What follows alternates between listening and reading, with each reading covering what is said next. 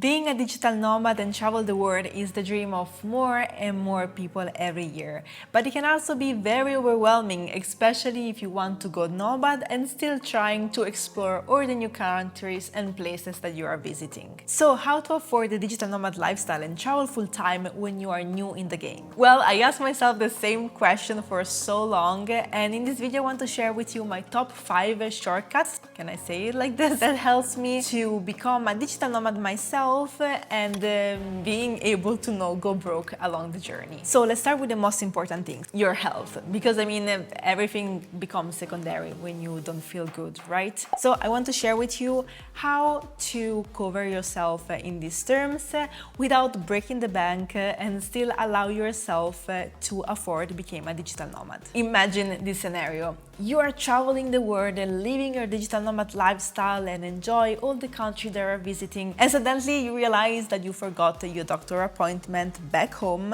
and maybe even you have to adjust your retainer or stuff like this. Well, what can you do in this case? If you don't have a worldwide health insurance that covers you, you will have to pay everything by yourself. But the game changer is that if you got a proper worldwide health insurance, you can still do all those type of routine checkup and go to the dentist and get a vaccine completely covered. Because normally a travel insurance won't cover these things. It's a type of expenses that became an investment. You never know what's gonna happen on the other side of the world. In fact, I want to share with you Nomad Health by SafetyWing, which is a global health insurance that covers digital nomad and remote workers in more than 175 countries worldwide, and also your country of residence. They have different plans based on your needs, and the coolest thing is that you can get coverage for surgeries, hospital stay, dental care, optometry, acupuncture, vaccine, maternity, and even mental health. And all those routine checkups that you will end up doing all around the world with no deductibles. When I heard about Nomad Health, I was so happy because as a globetrotter without a fixed home, the normal travel insurance often lack on daily life situation that every time I end up paying by my own pocket, or I skipped, which is never a good thing. I needed a proper health insurance to be covered for those yearly checkup and all those like daily situation that a travel insurance won't really cover. But also of an insurance that has my back in case something more serious happen and knock on wood, I may need hospital treatment and everything will be refunded. In fact, what I really appreciate about Nomad Health is that there are no hidden fees, and basically I can travel all around the world stress-free and go to any licensed doctor. I will leave a link in the description below so you can learn more about the Nomad Health by SafetyWings. Another very important things to keep in consideration are the spending habits. Being a new digital nomad that want to travel the world full-time is amazing. I love it. But it's very important to understand that as a lifestyle, it also have a different type of expenses that maybe you have never considered before. What do I mean with that? Well, for instance, in my case, before I started to travel, I was living in a flat where I was paying rent, I had a car and I was paying for the insurance and the fuel. In the evening or in the weekend, I like to go out, take some drinks, do some shopping, buy some nice things. And when I started to travel full time, I realized that there are so many other type of expenses that I didn't consider before. For instance, since you are traveling every time or like every month, you have to consider the different type of cost of the visa, the different cost of SIM card and internet, the cost of life on a different country. So this is something I didn't consider before because I was staying in a place, but traveling, all the costs change every month, and it's a little bit more hard to understand how much budget you have left.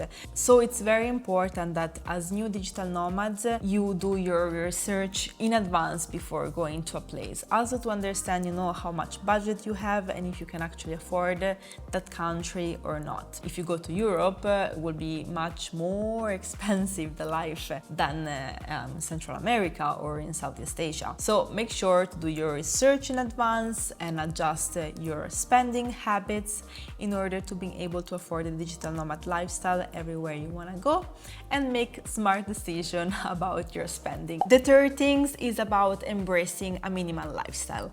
And this makes me laugh because it's not really just a trend, it's more like forced when you are a digital nomad and travel full-time. If you're traveling full-time, imagine yourself with ton shit stuff on you, that you have to carry everywhere from month to month. And basically it's quite forced because you cannot literally have everything you want with you. I mean, you can, but in the moment you start to travel and your luggage maybe weigh 25 kilos, your backpack is 15, you're like sweating under the tropical sun, you're like, damn, maybe I can declutter and donate stuff away and my life would be much more easier. I will say that when you are able to leave all the things that you don't particularly need, on like clothes that you haven't worn for the last 6 months away, your life became much easier and even cheaper. Because think about having so much clothes and so much stuff around, you have to take care of them and you have to wash them, so it means that maybe you have to spend money, spend time, and in long term it's simply useless. I mean, I understand maybe for work you need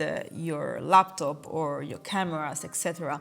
But when it comes about accessories or clothes or shoes, you don't need much when you travel full time. And probably also the fact of traveling and exploring different type of country, you realize that you don't actually need much to live. Right now I'm in Switzerland and my next destination will be Colombia. I just put all my clothes around and realize, okay, I didn't wear this, away. I didn't wear that, away. I checked through the clothes that I have left in Switzerland. I was like, oh, maybe this time I can take this with me, and I take it over. But everything, all my belonging fits inside my 20-kilo suitcase and my small backpack, and my goal is to be comfortable. I know that in the moment I'm not comfortable, it means that I have to leave something behind because I simply hate to sweat when I'm hot and I don't want to find myself uncomfortable while living this lifestyle. In the moment you leave things behind that you don't need or you don't use, you will feel such more in peace. So we all needed to sleep and have a place where to leave our stuff. So in fact, next things will be about choosing an affordable accommodation. If you are a new digital nomad, I will consider to look for a co-working or a co-living space where you can sleep as well. It might be a little bit more expensive than a hostel room, but the difference is that a hostel you will find a lot of backpacker that might go to pub crawl and you will be awake all night where they come back drunk. In the other side, living in a co-living or a co-working space, it's a different type of vibe. It's a different type of people that are staying there. It might be slightly more expensive, but you will be surrounded by like-minded people that you can network with. And this is such a great point, especially if you're a new digital nomad, because you will have people that can inspire you. In fact, co-working and co-living doesn't provide only an amazing network, but they also have a great Wi-Fi most of the time, and you can sleep more in a quiet environment where you can actually rest and have the rest of the time to explore all the surrounding. And if I can give you a specific tip that helps me a lot, is that staying in a place for 1 month plus, the price is gonna be very less compared to just a couple of weeks in a place. So the longer you stay per place, and the cheaper the cost of the accommodation will be. And last but not least is tracking your expenses and especially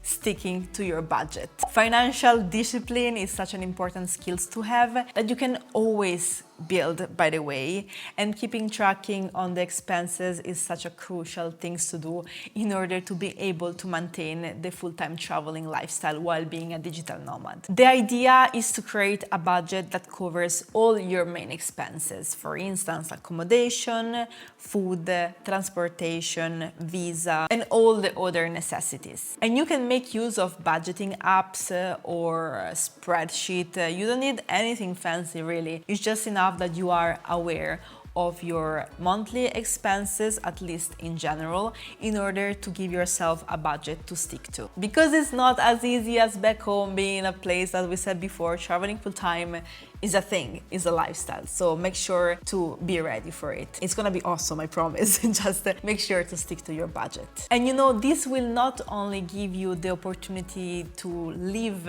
within your means, but also give you the freedom to travel and explore all the things that you wanted to explore and see, still being within your budget. And there you have it, your 5 ways to afford the digital nomad full-time traveling lifestyle. Remember, it's all about finding a good balance between experience the world and be financially responsible. I hope you find this video useful and you learn something new, and if you have any question, please reach out. I always love to talk with other digital nomad or wanna be digital nomad. And remember to like this video, subscribe to my channel, and I will see you next week with another video. Bye guys!